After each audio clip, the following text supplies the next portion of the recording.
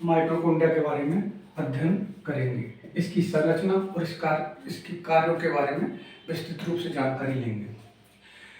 सबसे पहले जो माइटोकॉन्ड्रिया जो टर्म थी, ये सी वेंडा के द्वारा दी गई थी और जो अल्टमान वैज्ञानिक था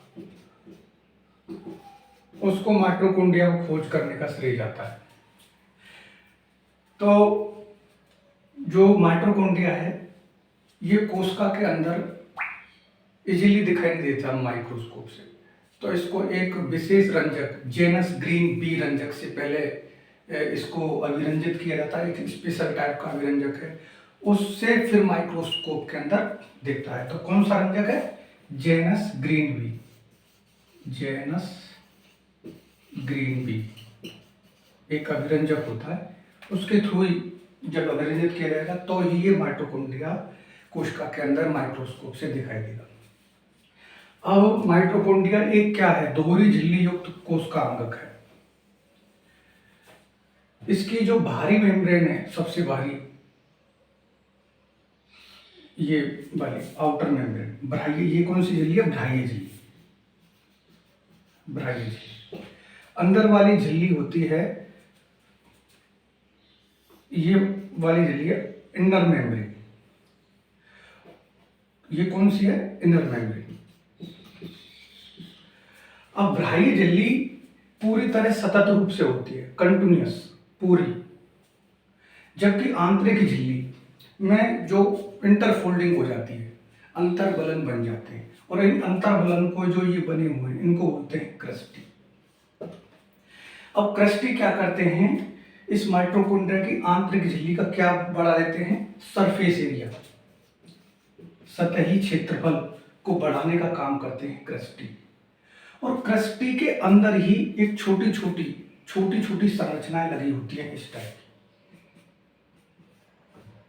इनको बोलते हैं ऑक्सीसोम। और ये पूरी जो क्रस्टी होती है उसकी आंतरिक सतह पर लगे हुए होते हैं। और इन जो ऑक्सीसोम, इनको बोलते हैं ऑक्सीसोम्स। और ऑक्सीसोम का जो सिर वाला भाग, एक तो होता है F1 पार्टिकल और दूसरा होता है F0 पार्टिकल। F1 पार्टिकल होता है वो मैट्रिक्स, जो इनर मेम्ब्रेन होती है माइटोकॉन्ड्रिया की, उसकी मैट्रिक्स की तरफ झांकता है। और जो कि जो F1 जो है वो उसकी झिल्ली की, क्रस्टी की झिल्ली के अंदर धसा हुआ होता है। अब ये जो माइटोकॉन्ड्रिया है, माइटोकॉन्ड्रिया प्रत्येक कोशिका के अंदर इसकी संख्या अलग अलग होती है, और यह डिपेंड करता है माइटोकॉन्ड्रिया की संख्या फिजियोलॉजिकल एक्टिविटी पे। वैसे सभी कोशिकाओं के अंदर माइटोकॉन्ड्रिया पाया जाता है, लेकिन जिस कोशिका की फिजियोलॉजिकल एक्टिविटी मतलब जिसकी कार्यशीलता है ज़्यादा है, तो उसके अंदर उसकी संख्या अधिक पाई जाएगी माइटोकॉन्ड्रिया की, और जिसकी कम है उसमें कम माइटोकॉन्ड्रिया पाए जाएंगे। ये ऐसा जनरली है। और इसकी जो संख्या है, एक कोशिका के अंदर 1000 से 1600 सेल प्रति कोशिका के अंदर 1000 से 1600 तक इसकी संख्या पाई जा सकती है।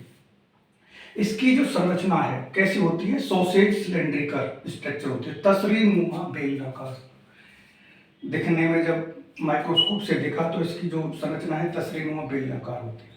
इसका जो डायमीटर होता है यहाँ से यहाँ तक का, वो होता है 0.2 से 1 mm तक होता है। और इसकी जो लंबाई होती है यूं इसकी जो लेंथ होती है, इसकी जो लेंथ होती है 1 से 4 mm तक होती है। अब जो कोशिका की बाहरी झिल्ली, ये डायरेक्ट ही साइटोप्लाज्म के संपर्क में रहती है। इसको बोलते हैं बाह्य झिल्ली, और आंतरिक झिल्ली के मध्य में जो स्पेस होता है इसको बोलते हैं पेरीमाइटोकॉन्ड्रियल स्पेस, पेरीमाइटोकॉन्ड्रियल स्पेस। और जो आंतरिक झिल्ली होती है उसके अंदर जो द्रव्य भरा होता वो वाला जो स्पेस होता है उसको बोलते हैं मैट्रिक्स। और मैट्रिक्स में ही मतलब बहुत सारे एंजाइम, जो मुख्य एंजाइम होते हैं माइटोकॉन्ड्रिया के, मैट्रिक्स के अंदर ही पाए जाते हैं। अब इसके माइटोकॉन्ड्रिया के काम, मेन काम क्या होता है, इसके कार्य। तो साइट ऑफ एरोबिक रेस्पिरेशन, वायवीय श्वसन। तो वायवीय श्वसन का मुख्य सेंटर कौन सा होता है, एरोबिक रेस्पिरेशन। अब एरोबिक रेस्पिरेशन से क्या होता है, श्वसन हम करते हैं, इसी प्रकार कैसे होता है, वायवीय श्वसन इस माइटोकॉन्ड्रिया के अंदर होता है। और इसी वायवीय श्वसन के कारण ही इसमें एटीपी फॉर्मेशन, मतलब ऊर्जा एनर्जी करेंसी, एटीपी का निर्माण होता है। इसीलिए इस कोशिकांग को क्या बोलते हैं, powerhouse of cells, powerhouse of cells, cell. क्योंकि इसमें क्या होता है, ऑक्सीडेटिव फॉस्फोराइलेशन की एक प्रक्रिया होती है, जिससे क्या है, एटीपी कोशिकीय ऊर्जा का निर्माण होता है। और यह कोशिकीय ऊर्जा, जहां कोशिका को जितनी ऊर्जा की आवश्यकता होती है, वह ऊर्जा किसके रूप में रहती है, energy currency ATP, adenosine triphosphate. और इस एटीपी का निर्माण ऑक्सीडेटिव फॉस्फोराइलेशन जो प्रक्रिया है वो किसके अंदर होती है, माइटोकॉन्ड्रिया के अंदर। तो उस प्रक्रिया के अंदर उसका एटीपी का निर्माण होता है। और क्या होता है इसके अंदर, एक क्रेब्स साइकिल होता है, Krebs cycle. Krebs cycle mitochondria के अंदर ही होता है। अब बोले कि माइटोकॉन्ड्रिया का जो विभाजन होता है बाइनरी फिजन के द्वारा होता है, जैसे माइटोसिस, अर्धसूत्री विभाजन, समसूत्री विभाजन। अगर एक माइटोकॉन्ड्रिया से दूसरा माइटोकॉन्ड्रिया बनना है तो वो बाइनरी फिजन से होगा, द्विविभाजन। अब माइटोकॉन्ड्रिया की जो मैट्रिक्स होती है ना, इसके अंदर क्या होता है, एक डबल स्टैंडर्ड डीएनए नग्न अवस्था में रहता है और 80S राइबोसोम इसके अंदर पाए जाते हैं।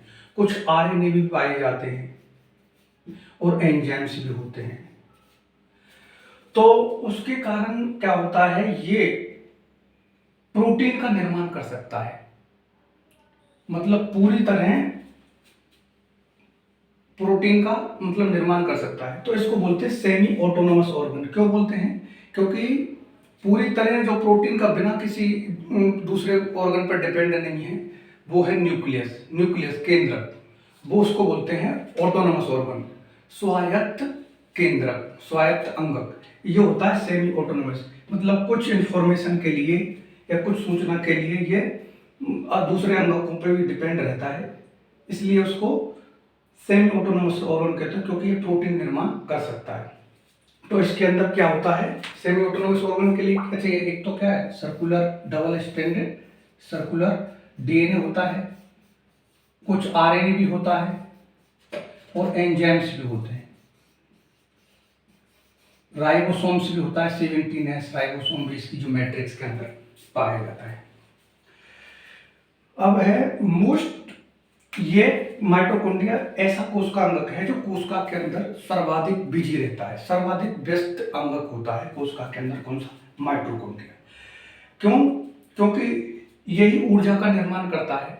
तो जहां जैसी ऊर्जा की आवश्यकता होती है तो ये इसका कार्य का कंटिन्यूस चलता रहता है। इसको बोलते हैं माइटोकॉन्ड्रिया को, मतलब और सेल विद इन सेल, कोशिका के अंदर cell in within cell, cell के अंदर सेल भी इसको बोलते हैं।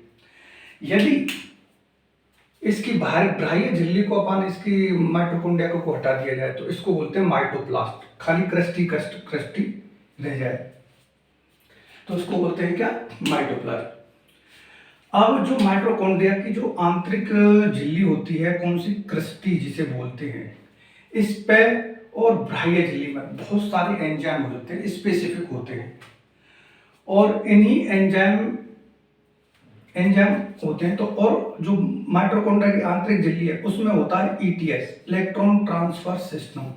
अब इलेक्ट्रॉन ट्रांसफर सिस्टम इसमें पूरी क्रस्टी के अंदर रहते हैं आंतरिक झिल्ली। ये क्या होते हैं, एक स्पेशल टाइप की साइटोक्रोम इलेक्ट्रॉन वाहक प्रोटीन होती है जिसे साइटोक्रोम्स होते हैं, इसी पर आंतरिक झिल्ली में होते हैं।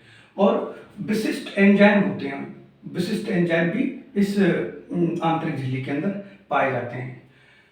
तो जो एटीपी का फॉर्मेशन होता है ना, मेनली ये जो ऑक्सीसोम जो इसकी आंतरिक सतह पे लगे होते हैं, तो इसमें जो फोटोफॉस्फोरिलेशन की जो प्रक्रिया है इसी हेड पे होती है। उसमें क्या होता है, एटीपी एडीपी प्लस आईपी ये मिलकर क्या एटीपी का फॉर्मेशन करेंगे, ये होता है और फॉस्फोराइलेशन। और इस फॉस्फोराइलेशन की प्रक्रिया में ऑक्सीजन की आवश्यकता होती है, इसीलिए इसको बोलते हैं ऑक्सीडेटिव फॉस्फोराइलेशन। तो ये थी हमारी माइटोकॉन्ड्रिया के बारे में कुछ जानकारी। आगे की क्लास में फिर कंटिन्यू रखूंगे। धन्यवाद।